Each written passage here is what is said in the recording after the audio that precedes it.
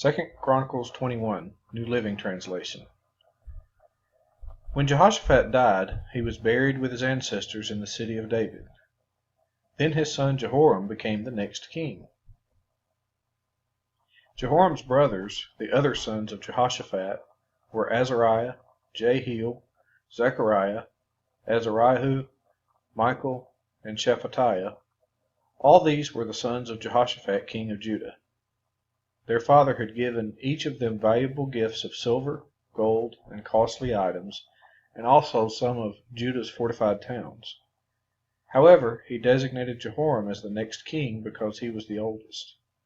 But when Jehoram had become solidly established as king, he killed all his brothers and some of the other leaders of Judah. Jehoram was 32 years old when he became king, and he reigned in Jerusalem 8 years.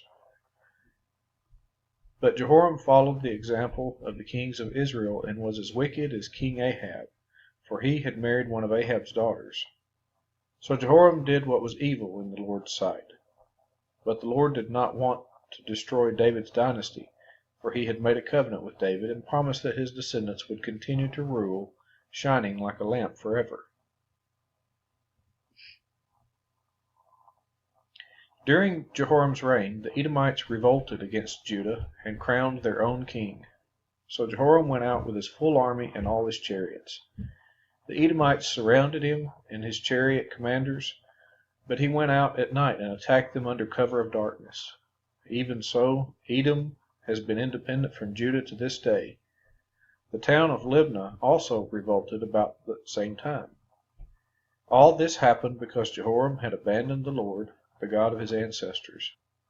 He had built pagan shrines in the hill country of Judah, and had led the people of Jerusalem and Judah to give themselves to pagan gods and to go astray. Then Elijah the prophet wrote Jehoram this letter. This is what the Lord, the God of your ancestor David, says. You have not followed the good example of your father Jehoshaphat, or your grandfather King Asa of Judah. Instead, you have been as evil as the kings of Israel. You have led the people of Jerusalem and Judah to worship idols, just as King Ahab did in Israel. And you have even killed your own brothers, men who were better than you. So now the Lord is about to strike you, your people, your children, your wives, and all that is yours with a heavy blow. You yourself will suffer with a severe intestinal disease that will get worse each day until your bowels come out. Then the Lord stirred up the Philistines and the Arabs who lived near the Ethiopians to attack Jehoram.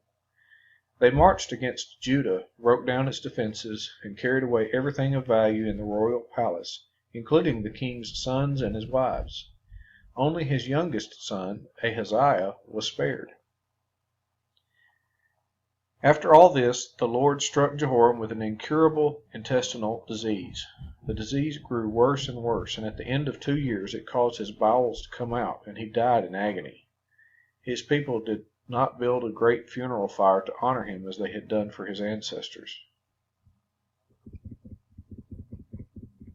Jehoram was 32 years old when he became king, and he reigned in Jerusalem 8 years. No one was sorry when he died. They buried him in the city of David, but not in the royal cemetery.